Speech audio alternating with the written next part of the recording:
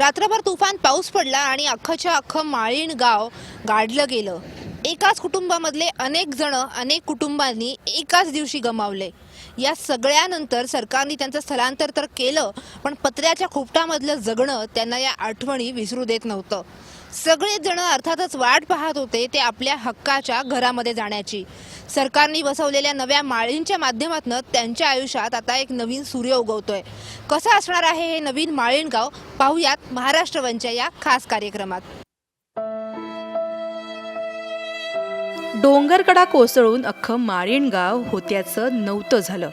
पहाटे कोसळलेली दरड वाहून आली आणि गावच त्याच्या खाली गाडलं गेलं।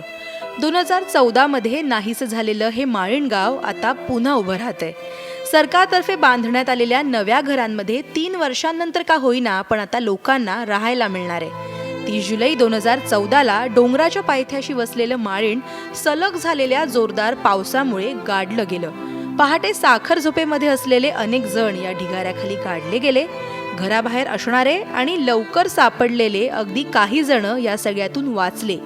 या आठवणींमधून बाहेर कसं पडायचं याची काळजी करणाऱ्या ग्रामस्थांना हे ठिकाण आता सुरक्षित नसल्याचं सांगून दुसरीकडे हलवण्यात आलं। पत्र्याच्या तात्पुरत्या शेडमध्ये त्यांची रवानगी सुद्धा झाली। 2 वर्ष उलटली, पण सरकारनं आश्वासन दिलेली घरं ही काही मिळेनाच। पत्र्याच्या एका खोलीच्या घरामध्ये तिकडच्या लोकांचा संसार सुरू होता। आता मात्र ग्रामस्थांची ही प्रतीक्षा संपली आहे। मुख्यमंत्र्यांच्या उपस्थितीमध्ये माळीणवासियांना स्वतःच्या हक्काचं घर आता मिळतंय। जुन्या गावापासून अगदी 8 किलोमीटरवर हे नवीन गाव वसवण्यात आलंय। महत्त्वाचं म्हणजे दरड कोसळली तरी नुकसान होऊ नये अशा पद्धतीनं तिकडच्या घरांची रचना करण्यात आली आहे। हे नवं गाव स्मार्ट विलेज पद्धतीनं बनवलं गेले। गावातच ग्रामपंचायत, शाळा आणि त्याचबरोबर गोठा सुद्धा बांधण्यात आलाय। जुन्या आठवणी विसरून नव्यानं सुरुवात करावी म्हणूनच हे गाव रंगीबिरंगी रंगांमध्ये आणि चित्रांमध्ये अक्षरशः न्हाऊन निघालंय। पाहुयात या नव्या माळीणची ही नवी कहाणी। गुढीपाडव्याला चैत्राची पालवी नवी सुरुवात घेऊन येते। माळीणवासियांसाठी तर यंदाचा गुढीपाडवा आणि ही नवी सुरुवात खूपच मोठी असणार आहे। कारण आत्ता मी ज्या ठिकाणी आहे याच्या पाठीमागे हा जो डोंगर दिसतोय त्याच्या पलीकडेच होतं माळीण गाव। हे संपूर्ण गाव दुर्घटनेमध्ये नाहीसं झालं, पण आता मात्र डोंगराच्या या बाजूला हे माळीण नव्याने उभं राहत आहे। आखीव रेखीव पद्धतीने हे संपूर्ण गाव आखण्यात आलेलं आहे। 67 घरं एकूण या संपूर्ण परिसरामध्ये या गावामध्ये बसवण्यात आलेली आहेत आणि कशा पद्धतीने कुठे काय आहे याची माहिती देणारे हे बोर्ड जागोजागी बघायला मिळत आहेत। ग्रामपंचायत कार्यालय, समाज मंदिर, गुरांसाठीचा गोठा, घरांवरचे आकडे, कुठल्या नंबरची घरं कुठून कुठे आहेत या सगळ्याची माहिती आणि याच्याच बरोबरीने प्राथमिक आरोग्य केंद्र, शाळा या सगळ्या गोष्टींचा समावेश या गावामध्ये करण्यात आलेला आहे। अशा पद्धतीची घरं आहेत। एका घराला जोडून 2 घरं, बाजूला 5-5 मीटरचं अंतर, साधारणपणे 450 स्क्वेअर फूटचं प्रत्येक घर आणि त्या घरांमध्ये सगळ्या सोयी हे सगळं करून सरकारच्या वतीने ही घरं माळीणवासियांना बांधून दिली जाणार आहेत। सरकारची जशी मदत आहे त्याचबरोबर CSR फंडच्या माध्यमातून सुद्धा इथे मदत देण्यात आलेली आहे। या सगळ्याचं वैशिष्ट्य म्हणजे जरी डोंगराच्या कुशीत ही वसलेली असली तरी देखील ज्या टेक्नॉलॉजीच्या माध्यमातून अलुफोम नावाची जी टेक्नॉलॉजी आहे त्याच्या माध्यमातून ही घरं बांधण्यात आलेली आहेत। असा दावा करण्यात येतोय की यामुळे ही घरं दणकट होतील आणि प्रचंड पाऊस असेल किंवा आणखीन काही या सगळ्याचा कोणताही परिणाम या घरांवरती होणार नाही। अर्थात हे गावही वसलेलं आहे ते अशा पद्धतीने डोंगराच्या कुशीतच आणि त्यामुळं ही मोठी रिटेनिंग वॉल प्रत्येक स्टेजवरती बांधली जात असलेली आपल्याला बघायला मिळते आहे। पलीकडेच या गावात अशा पावलांवरती जिथे गावामध्ये पार असतो असा पारही उभा करण्यात आलेला आहे आणि शेजारी गवत उभा करून गार्डनही तयार करण्यात येतं आहे। गुरांचा एक कॉमन गोठा आहे, समाज मंदिर आहे आणि अशा पद्धतीने नव्याने तयार करत असलेले रस्ते सुद्धा आहेत। मुख्यमंत्र्यांच्या हस्ते या गावाचं लोकार्पण होणार आहे। लोकांना त्यांची घरं दिली जाणार आहेत। माळीणचं पुनर्वसन गेल्या 2-2.5 वर्षांपासून जे रखडलं होतं ही माळीणवासियांनी इतकी वर्ष बघितलेली वाट आता संपणार आहे। नव्या गावामध्ये नव्याने आयुष्य सुरू करायला माळीणवासी सज्ज होत आहेत। चैत्र महिन्यामध्ये या सगळ्याची सुरुवात होते आहे। या नव्या सुरुवातीसाठी अर्थातच सोबतच या प्रत्येकाच्या मनामध्ये असलेल्या आशा या निमित्ताने पूर्ण होतील असंच म्हणूया. माळीण दुर्घटनेपासून जवळपास गेली 2-2.5 वर्ष इथली सरकारी यंत्रणा अक्षरशः झटते आहे सगळ्या लोकांना आपापली घरं मिळवून देण्यासाठी. काय या घरांची वैशिष्ट्ये आहेत, कशा पद्धतीने हे बांधकाम झालं आहे आपण जाणून घेऊयात. अख्खं गाव गेलं होतं, पुन्हा तुम्ही सगळं गाव बसवलेलं आहे. कशा पद्धतीने हे गाव बांधण्यात आलेलं आहे, काय काय या गावाचं वैशिष्ट्य असणार आहे? माळीण दुर्घटनेनंतर सगळ्यात महत्त्वाची जी गोष्ट होती ती जागेचा शोध. बऱ्याच प्रयत्नानंतर या ठिकाणी जागा मिळाली, परंतु जागेची जी उपलब्ध स्थिती होती ती उताराची होती.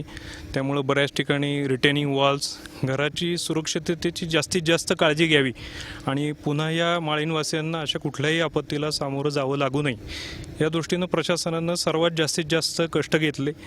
विशेष याच्यामधले जे काही तज्ज्ञ आहेत, GISची टेक्नॉलॉजी आहे, घराच्या क्षेत्रात वेगवेगळे काही खाजगी उद्योग जे काही ज्यांच्याकडे स्वतःची काही टेक्नॉलॉजी आहे, अशा सर्वांचा सल्ला घेतल्यानंतर माननीय जिल्हाधिकारी साहेबांनी घरांचं मॉडेल निश्चित केलं. ॲल्युफम नावाची विशेष टेक्नॉलॉजी की ज्याच्यामध्ये घरामध्ये विटांचा वापर न करता पूर्णपणे रेन्फोर्समेंट असते, त्यामुळं घराची मजबूती ही अतिशय वाढते आणि घर कुठल्याही भूकंप किंवा मोठ्या आपत्तीला तोंड देण्यास सक्षम होतं. अशा प्रकारची विशेष अशी घरं या ठिकाणी बांधण्यात आलेली आहेत. एकूण 67 घरं, याबरोबरच सार्वजनिक जागा, समाज मंदिर, एक स्वतंत्र PSC, एक सुसज्ज अशी शाळा, अशा प्रकारच्या सार्वजनिक इमारतीसह माळीणचं हे पुनर्वसन झालेलं गावठाण आता लवकरच या माळीणवासियांना परतायची, या ठिकाणी येऊन राहण्याची वाट बघत आहे. सन्माननीय मुख्यमंत्री महोदयांच्या हस्ते याचा लोकार्पण सोहळा लवकरच या ठिकाणी पार पडणार आहे आणि एक आनंदाचा शेवट या घटनेचा लवकरात लवकर होणार आहे. अर्थात ही बाब तर आहे सर, पण अनेक लोकांची ही तक्रार सुद्धा आहे की 1 BHK फ्लॅट इथे आहेत आणि कुटुंब मोठीच्या मोठी आहेत. मग ती व्यवस्था कशा पद्धतीने असणार आहे? शासकीय जे निकष होते ते शासकीय निकष आणि खाजगी मदत या दोन्हीचा समावेश करून जास्तीत जास्त मोठी जागा द्यायचा लोकांचा प्रयत्न केलेला आहे. म्हणजे पूर्वीच्या जागा काही जणांच्या लहान होत्या आणि काही जणांच्या मोठ्या होत्या, तरी पण एका कुटुंबाला साधारण जेवढी आवश्यक जागा आहे तेवढी पुरेशी शासकीय निकषानुसारच या ठिकाणी आपण घरं देण्याची काळजी घेतलेली आहे. आज ह्या गावाचं रुपडं सुद्धा पालटलेलं बघायला मिळत आहे. म्हणजे रंग तर वेगवेगळी चित्र काढली गेलेली आहेत. गावात येताना सुद्धा, बाहेरनं स्वागत करताना सुद्धा अशी चित्रच तुमचं स्वागत करतात. या सगळ्याबद्दल काय सांगाल? ह्या सगळ्या आठवणी विसरण्यासाठीचा प्रयत्न म्हणून या सगळ्या गोष्टी करण्यात आल्या? निश्चितच याचं श्रेय सन्माननीय जिल्हाधिकारी साहेबांनाच द्यावं लागेल, कारण त्यांनी प्रत्येक आस्पेक्ट कव्हर करण्याचा प्रयत्न केलेला आहे. माळीणवासियांना त्या दुःखातून बाहेर काढताना त्यांच्या मानसिक पुनर्वसनापासून ते सर्वच बाबतीत पुनर्वसनाची जास्तीत जास्त काळजी या ठिकाणी गेलेली आहे आणि नव्या ठिकाणी जाताना एक आदर्श गाव म्हणून या ठिकाणी त्यांना राहता यावं. या ठिकाणी भिंतीसुद्धा टिपिकल एक कॉलनी न वाटता एक आनंददायी वसाहत वाटावी या दृष्टीनं भिंतीवर भित्तिचित्र देखील आवर्जून काढण्यात आलेले आहेत, ज्याच्यामध्ये आदिवासी संस्कृतीचा समावेश जास्तीत जास्त करण्यात आलेला आहे. या भागातली ही जी निसर्गपूजक संस्कृती आहे त्या संस्कृतीला मिळतं जुळतं अशी याची भित्तिचित्र आहेत. एकूणच सर्व बांधकाम आहे आणि सर्व गाव एकत्रित त्याची रचना ही या भागातल्या लोकांची जी जुनी पारंपरिक घरं होती त्याला मिळती जुळती करण्यात आलेली आहे. एवढ्या सगळ्या गोष्टींची काळजी घेतली गेलेली आहे. जुन्या घरांपासून वेगळी ही घरं वाटू नयेत, याचबरोबर इथलं वेगळेपण, सगळ्या आठवणी विसरून नव्याने इथे जे वसणार आहे वस्ती, त्याचं वेगळेपण कायम राहावं या सगळ्यासाठी प्रयत्न होताना दिसत आहेत. अर्थातच ही घरं आता वाट पाहत आहेत हे सगळे माळीणवासी या घरांमध्ये कधी राहायला येतील याचीच. शेजारी शेजारी वसलेली 2 घरं असं माळीणवासियांचं हे नवं टुमदार घर आहे. घराची रचना कशी असणार आहे आपण आज जाऊनच बघूयात. या आधी जे गाव होतं, एखाद्या गावात ज्या पद्धतीने असतील त्या पद्धतीनेच माळीणमधली घरं होती, पण आता मात्र ही सरकारने एका पद्धतीची सुरक्षित होतील अशा पद्धतीची घरं त्यांना बांधून दिलेली आहेत. दारातनं आत आलं की एंट्रन्सलाच हा छोटासा हॉल बघायला मिळतोय. साधारण 4.950 बाय 3.200 अशा पद्धतीचा हा हॉल आहे. याच्यानंतर इकडे आत गेलं की डाव्या हाताला ही बेडरूम आणि शेजारीच हे किचन आहे. छोटीशी बेडरूमची जागा आहे, खिडक्या त्याला देण्यात आलेल्या आहेत आणि त्याच्या पाठीमागेच इथे हे किचन अशा पद्धतीचं त्याची रचना, इथे ट्रॉलीजसुद्धा करण्यासाठी सोय करण्यात आलेली आहे. सिंक आहे, नळाचे कनेक्शन देण्यात आलेले आहेत आणि इकडनं जेव्हा तुम्ही बाहेर जाता पाठीमागे पण किचनला एक दार आहे. इथून बाहेर जायलाही जागा आहे. घराच्या बाजूलाही थोडीशी जागा सोडण्यात आलेली आहे. पाठीमागे ही सोडण्यात आलेली जागा आहे आणि पाठीमागेच त्याला लागून टॉयलेट्स बाथरूम अशा पद्धतीची या घराची रचना आहे. कंपाऊंड्स अजून कुठल्याच घराला बांधले गेलेले नाही आहेत, पण तरीसुद्धा आजूबाजूला प्रत्येक घराला काही मोकळी जागा देण्यात आलेली आहे. पाण्याचे कनेक्शन देण्यात आले आहेत, लाईटचे कनेक्शन देण्यात आलेले आहेत. एका अर्थाने काहीसं मॉडर्न पण एकसारखंच दिसणारी ही सगळी घरं आता काही दिवसांमध्येच माळीणवासियांना मिळणार आहेत. नव्या घरामध्ये अशा पद्धतीची रचना असणार आहे आणि प्रत्येक कुटुंबाला एक घर या पद्धतीने ही घरं दिली जाणार आहेत. घरांचं वाटप होणार आहे. कोणाच्या वाट्याला कुठलं घर येणार हे जरी अजून ठरलेलं नसलं तरी नव्याने पेंट होऊन तयार असलेली ही घरं वाट पाहत आहेत माळीणवासीय कधी इथे राहायला येतील आणि हे सगळं गाव केव्हा बसेल याचीच. आधी जागेचा शोध, मग घरं पक्की कशी होतील, इथं ज्या सगळ्या नैसर्गिक परिस्थिती येते त्या अडचणींचा सामना कसा करू शकतील यासाठीचा अभ्यास आणि मग उभी राहिली माळीणमधली ही सगळी घरं.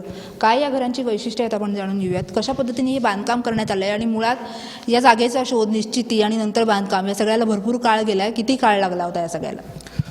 पूर्ण याला कालावधी पूर्ण 1 वर्षभराचा गेलेला आहे आणि हे काम पूर्ण RCC झालेलं आहे. तर याला नवीन प्रकारचे ॲलिफॉर्मचा आपलं हे शेट होता तो याला वापरण्यात आलेला आहे आणि एकदम उत्कृष्ट पद्धतीचं काम झाले आहे. काय फायदा होणार आहे या ॲल्युफॉर्ममुळे?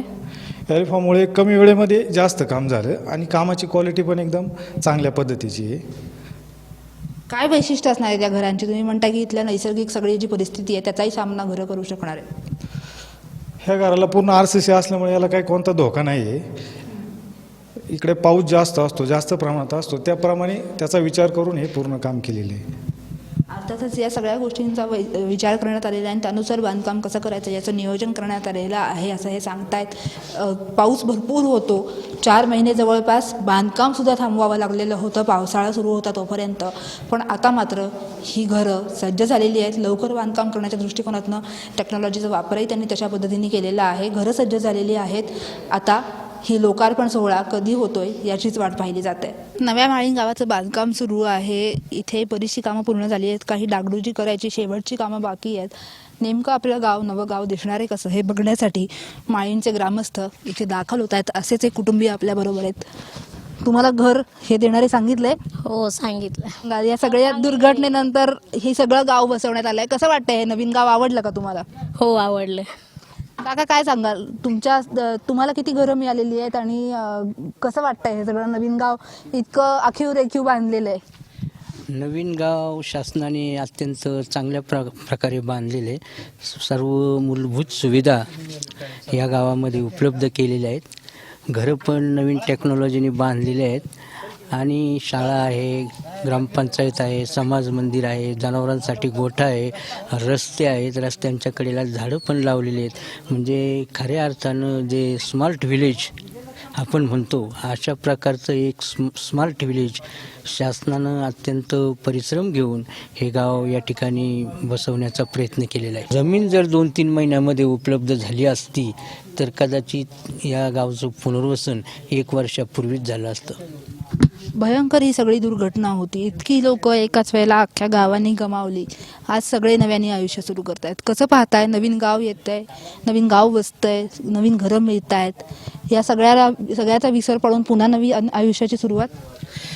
गाव जरी नवीन मिळतं पण त्या जुन्या ज्या आठवणी आहेत की ज्यांच्या कुटुंबामधून, कोणाच्या कुटुंबामधून 4, कोणाच्या 3, कोणाच्या 10 व्यक्ती ज्या कुटुंबामधून गेलेल्या आहेत त्यांना आपण कितीही सावरण्याचा प्रयत्न केला किंवा शासनाने कितीही सुविधा देण्याचा प्रयत्न केला, परंतु ज्या कौटुंबिक जिव्हाळ्याच्या आठवणी, कुणाची आई गेली, कुणाची बहीण गेली, कुणाचे वडील गेले, कुणाची मुलं गेली, ह्या ज्या कौटुंबिक आठवणी आहेत आणि ते दुःख आहे, ते कितीही सुविधा मिळाल्या तर ते दुःख शेवटपर्यंत त्या व्यक्तीच्या मनामध्ये ते दुःख संपणार नाही, ते राहणारच आहे.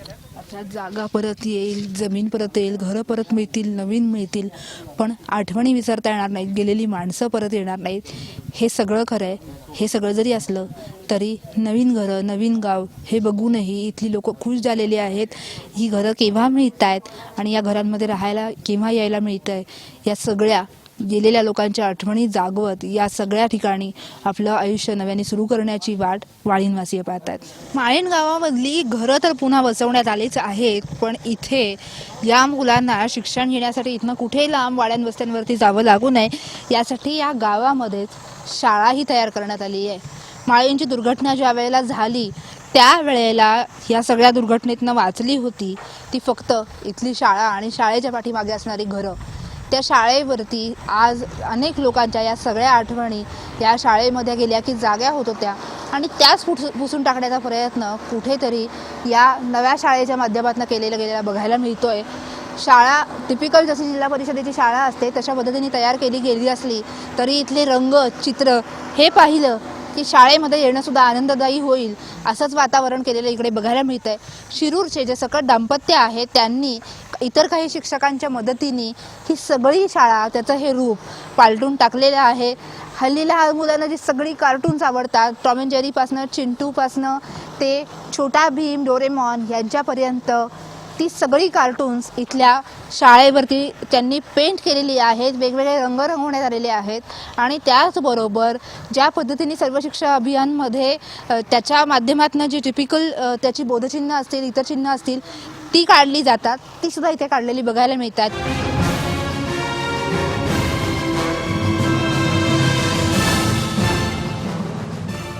2014 माळीणची दुर्घटना घडली आणि जवळपास अख्खं गावच नाहीसं झालं. घरं नाहीत, घरातली कुटुंबातली माणसं नाहीत, त्या सगळ्यामुळे माळीणवासीय सैरभैर झाले होते.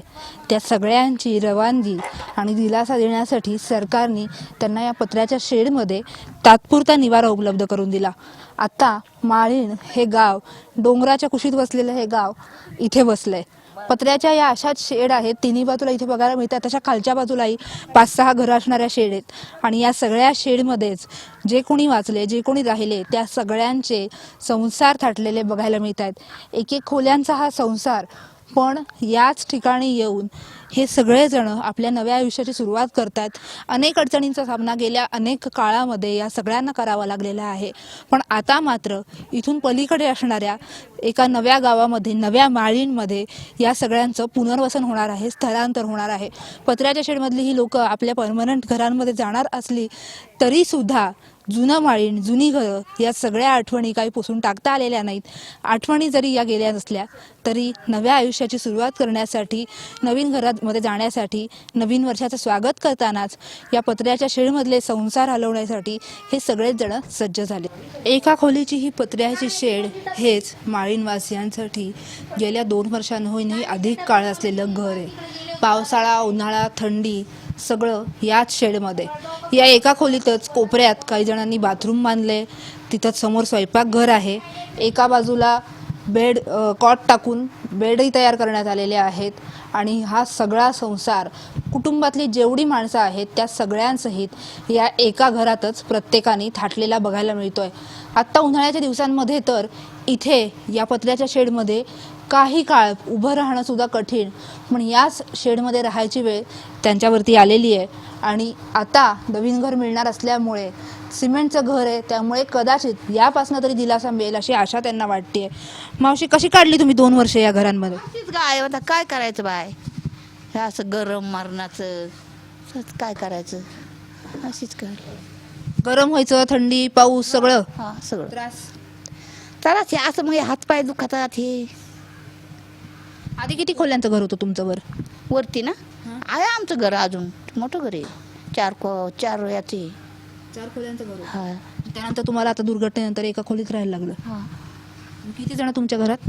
आम्ही, याचा बाप आहे, याची आई आणि मी, तिकडे 4 जण एका खोलीतच राहिलात.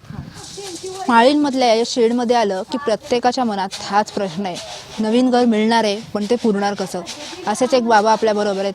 बाबा, ज्या दिवशी हे सगळं झालं त्या दिवशी तुम्ही इथेच होता? हा, इथंच होतं, गावातच होतं. जेव्हा झालं ना तेव्हा गावातच होतं. माझ्या डोळ्यासमोर झालेलं आहे आणि मी ते दिलेलं पण आहे. पण आता तुमच्या घरातली पण काही लोक याद गेली ना? आमच्या मोठ्या भावाचं कुटुंबच गेलं, त्याच्या 2 मुली आहेत. पण आता हे सगळं विसरून तुम्ही नवीन घर आहे, शेड आहे, ही या सगळ्याकडे आता बाकीच्यांना जागा कुठं होते? 3 भावांची मुलं आहेत, त्यांना जागा कुठं होणार, कुठं ठेवणार मी? बघितलंय का तिकडचं घर किती केवढं घर येते आणि काय बेडरूम आणि हॉल आहे, किचन, बस एवढंच घर आहे. दुसरं त्याच्यात जागा कुठं होणार? नाही जागा पुरणार नाही. मग तुम्ही सांगितलं सरकारी अधिकाऱ्यांना हे पुरणार नाहीये? कार्याला आम्ही कलेक्टर जवळ अर्ज दिला, आम्हाला 3 घरं द्यावीत. म्हणजे मलाही ती तिघा भावांची 3 मुलं 3 घरात ठेवता येतील, नाही तर जागा होणं शक्यच नाही. कलेक्टर जवळ अर्ज दिलेला आहे. किती जणांचं कुटुंब तुमचं?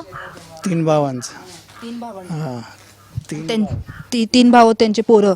त्यांची मुलं एकाला 5 मुलं आहेत, एकाला 4 आहेत, एकाला दुसऱ्याला 4 आहेत, अशी 8, 16, 24, 25 मुलं. घरात कुठं त्या घरात जागा होणार नाही. पण आता नवीन घरात राहायला जाणार मग? नवीन घर तेच, आता त्याच्यात किती माणसं बसणार? नवीन घरातच जागा होणार नाही. ते एक घर आहे, ते 3 भावांना वाटप होणार आणि ते वाटप करावं लागेल. कुटुंब वेगळी पण घर एकच, ही परिस्थिती बघायला मिळते आहे. अनेक जण, जसे यांनी कारण मांडले, हीच तक्रार इथल्या अनेक जणांची आहे, अनेक कुटुंबांची आहे. आणि त्यामुळे एवढ्याशा घरात 20-25 जणांनी राहायचं कसं, हा प्रश्न या सगळ्यांच्या समोर उभा राहिला आहे. काही जणांनी आधार घेतला आहे तो त्यांच्या जुन्या घरांचा, काही जणांपुढे मात्र काहीही पर्याय असलेला दिसत नाही आहे. गेली 2 वर्ष पत्र्याच्या या शेडमध्ये थाटलेले संसार, आता सगळ्यांनाच आशा आहे ती नव्या घरांची. पण या नव्या घरांमध्ये जाऊन सुद्धा त्यांचे प्रश्न काही संपणार नाही आहेत. कारण अनेक जणांना कुटुंब मोठं घर छोटं अशी परिस्थिती झालेली आहे. आपल्याबरोबर असेच एक जण आहेत, आपण त्यांना विचारूयात. तुमचं घर कुठं होतं जेव्हा हे सगळं झालं त्यावेळेला? तुमचं घर राहिलंय? किती घरं होती तिकडे माळींमध्ये? आमची 2 होती स्वतःची. हा, आहेत का आता ती? आता आहेत ना. राहतात तिकडे? हा, आम्ही राहतो तिथं. आता नवीन तुम्हाला प्रकल्पामध्ये नवीन घर मिळाले? हा, भेटलं. भेटलं.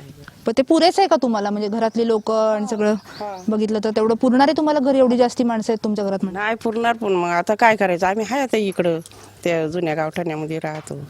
म्हणजे जिथं दुर्घटना झाली तिथेच राहता? हा, मग आता आमची लई कुटुंब मोठं आहे म्हणले, आम्हाला तिथंच राहणं बाग आहे. आता तिकडं काय राहून आमची जनावर आहे आता 2, मग तिथंच आम्ही राहतो. लई जण येतात, मग आम्हाला तिथंच राहणं बाग आहे ना. आता एवढ्या तेवढ्या याच्यामध्ये आमचा काय एवढ्यांचा बागणार आहे काही? जुनी घरं आहेत त्याच्यामध्येही हे राहतात. नवीन घर मिळणार आहे पण ते पुरं पडणार नाही आहे, त्यामुळे जुन्या घरात राहण्याशिवाय पर्याय नाही असं त्यांचं म्हणणं आहे. नवीन घर मिळालं असल्यामुळे आशा आहे, पण तरीसुद्धा ते पुरणार नसल्यामुळे काय करायचं हा प्रश्नही अजूनही संपलेला नाही आहे. माळीण दुर्घटनेमध्ये अनेक लोकांनी आपल्या कुटुंबातली अनेक जणं एकाच वेळी गमावली. आज माळीणमधल्या या पत्र्याच्या शेडमध्ये आलं की याचा सगळा अनुभव घ्यायला मिळतो. पण त्याचबरोबर एक चांगली गोष्टसुद्धा इथे आहे. अनेक शेड्सच्या बाहेर असे छोटे छोटे पाळणे आणि अशी छोटी छोटी बाळं तुम्हाला बघायला मिळतील. एक नवीन आशा, नवीन सगळ्या आयुष्याची सुरुवात यातल्या अनेक लोकांनी केली आहे. किती महिन्याचं आहे तुमचं बाळ? 5 महिन्याचं. ते जेव्हा झालं माळींचं तेव्हा होतं तुम्ही इकडे? नाही, नंतर आलं? हो, नंतर. पण आता पत्र्याच्या शेडमध्ये राहताय, आता नवीन घर मिळणार आहे. हो. मग आता काय सांगाल? नवीन आयुष्याला सुरुवात आहे, बाळ आहे आणि नवीन घर पण मिळणार आहे. छान, चांगलं वाटत असेल ना? हो, चांगलं वाटतं. पत्र्याच्या शेडमधनं सोडून बाळाला घेऊन नवीन घरात जायला मिळणार. हो. हे एक चिमुकलं बाळ आणि त्याचबरोबर अशीच पाळणे, अशा जोड्या प्रत्येक घराबाहेर जवळपास बघायला मिळत आहेत. याच सगळ्या चिमुकल्या आशा आहेत इथल्या लोकांच्या नवीन आयुष्याच्या दृष्टिकोनातून. त्यांनी पाहिलेल्या या स्वप्नात भर पडतीये ती नवीन घरांची सुद्धा. या बाळांना घेऊन नवीन घरामध्ये नव्या आयुष्याची सुरुवात करायला ही सगळीच जणं सज्ज झाली आहेत. मी आत्ता ज्या ठिकाणी उभी आहे हेच होतं माळीण गाव. मंदिर, घरं या सगळ्यांच्या बरोबरीने वसलेलं. पण आता मात्र इथे तुम्हाला एक सगळं सपाट केलेली माती, त्याच्यावर लावलेली झाडं, पाठीमागे उभारत असलेलं गार्डन, या सगळ्याची चाललेली तयारी बघायला मिळेल. इथे आत्ता पाहिल्यानंतर इथे एक अख्खा गाव होता यावर कोणाचा विश्वासही बसणार नाही. पण इथेच एक मंदिर, काही घरं, काही कुटुंब ही सगळी राहत होती, गुण्यागोविंदांनी राहत होती. आणि एका अचानक रात्रीतनं कोसळलेल्या दरडीमुळे अख्खच्या अख्खं गावच नाहीसं झालं. हे गाव किती प्रमाणात नाहीसं झालंय याचं हे पुरेसं बोलकं चित्र. आज या सगळ्या ग्रामस्थांबरोबर उरलेल्या आहेत त्या फक्त इथे असलेल्या घरांच्या आठवणी. याच आठवणी जतन करण्यासाठी माळीणमध्ये हा स्मृतिस्तंभही उभारला जातो आहे. माळीणमध्ये जे कोण लोक या सगळ्या घरांखाली आपापल्या घरातले लोक ज्यांनी हरपले त्या सगळ्यांच्या आठवणी या स्मृतिस्तंभाच्या माध्यमातून जतन करून ठेवल्या जात आहेत. पलीकडे माळीणची आठवण सांगत एक शाळा आणि त्याच्या पलीकडे असलेलं जुनं प्राथमिक आरोग्य केंद्र या 2 इमारती उरल्यात. पण या इमारतीसुद्धा ओसाडच आहेत. इथे असलेल्या कामगारांच्या वस्तीसाठी त्या सध्या वापरल्या जात आहेत. त्याच्या पलीकडे माळीण गावाचा काहीही नामोनिशाण अक्षरशः शब्दशः इथे राहिलेलं नाही. अर्थात इथे माळीण नसलं तरी याच डोंगराच्या पलीकडच्या बाजूला नवीन माळीण वस्त आहे. नवीन आठवणींसह नवीन सगळ्या माळीणमधल्या लोकांना घेऊन नवीन कुटुंबांसह या सगळ्या माळींचं पुनर्वसन केलं जात आहे.